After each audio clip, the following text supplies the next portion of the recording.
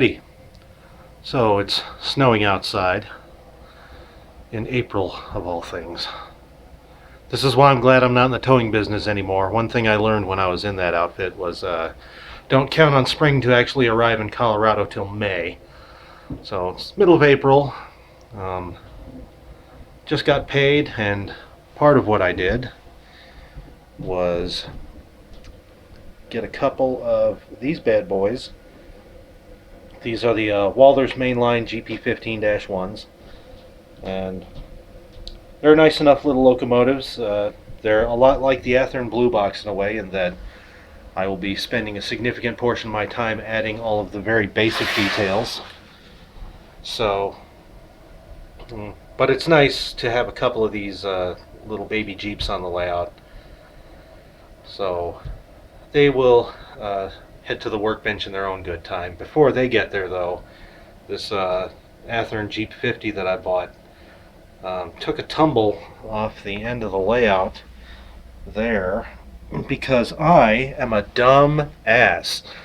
I was trying to do a camera car thing, and that all came out looking good. Then I decided over here, where these pieces of flex track are just kind of hanging out now, there was no flex track before, and I figured I would run it all the way to the back in the hole there, and then high speed it right through that switch and onto the foam where everything would safely land, camera car and locomotive and all. But I did not check the direction switch on my throttle before I hit the go like the wind position and launched this little guy right off the end of the staging lead there, where you can kind of see that clamp guarding things now, with my little precaution. And yeah, 4 feet down onto the kitchen tile. So good job, dum-dum. So that one will be heading to the workbench. Fortunately, it sustained very little damage. Good job, Athearn, for making such a durable locomotive. I had to replace the back half of the motor frame because that cracked, but I have plenty of spare Athearn parts that still fit that. Again, good job, Athearn.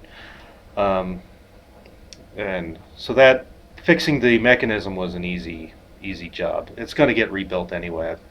I'm thinking, like Brian Bana, I'd like to put Kato motors and everything. So when this thing gets its DCC and sound and everything, it'll probably get a new motor. And then I've got oh, that's hideously dark. It's missing part of the front handrail. I've got to rebuild that. And a little piece of the pilot got broken, so I'm thinking, because I've scratch built pilots before, I'll go ahead and just rebuild that from whole cloth. Put in the Canon etched steps and all that good stuff. So anyway, not much going on. I'm going to kind of gloss over that for a minute. On the layout, I've thrown some ballast down, put a few structures up, got everything kind of going up to here as far as the ballast. I've held off. I still have to put in the ground throws, the under the table system. So I got 8 new ground throws for that. I just got to cut the lumber and get everything bolted in and painted, and then I can run the throw rods and everything and get the brewery module up to snuff and build the control panels and all that happiness. So that's where I am on that. So what have I been doing all this time if the layout itself hasn't changed much? What I've been doing little details like adding in the head blocks on ground throws. I might do a little excursus on how to do those. This is probably the best example of it. But I take little bits of pre-painted and stained ties or whatever, and I actually put them in between the molded in switch ties and the base of the throw itself.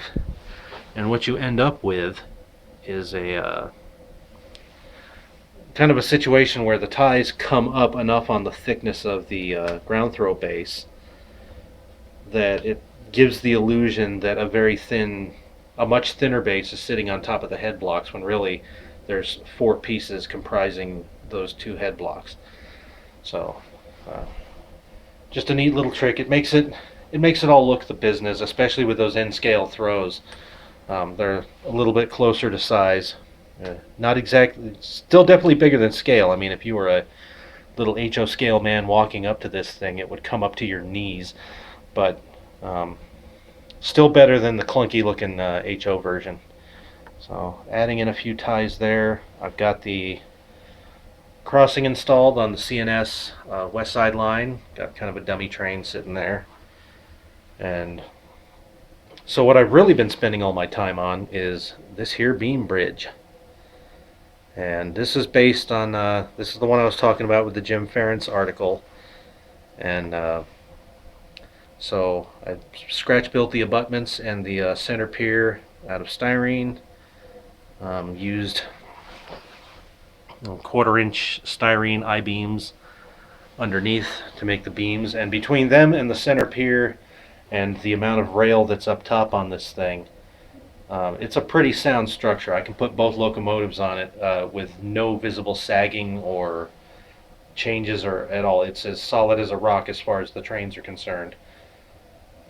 But today I spent my time building these walkways alongside it and getting them stained. I used a little bit of acrylic paint diluted with water, made a nice little wash, and it made the boards look nice in a nice weathered gray. I went through and hit up the piers with piers and abutments with chalk, and put in, you know, the rust streaks and things like that. Kind of getting as much done as I can before this gets installed. And then I put in some Sculptamold, which is still drying right now, to kind of level out the profile of the riverbed to get the track level more or less even when I put in the bridge tracks and everything. And so yeah, that'll get sanded and evened and then painted all, and then I'll put in some scenery under the bridge, and then I can kind of permanently weld this thing to the railroad, and then I can finish. Well, I'll have to paint all this track first before I install the bridge, but once all that stuff is done, the bridge will be the last piece of track work to go in on the entire railroad, and then I can start worrying about the rest of the scenery, building the structures for over here. I've planted my old sanding tower and a fueling rig in here. My little scratch-built sand house. I guess it'll be where the equipment is that pumps it out of the 2-bay sand hopper and into the tower.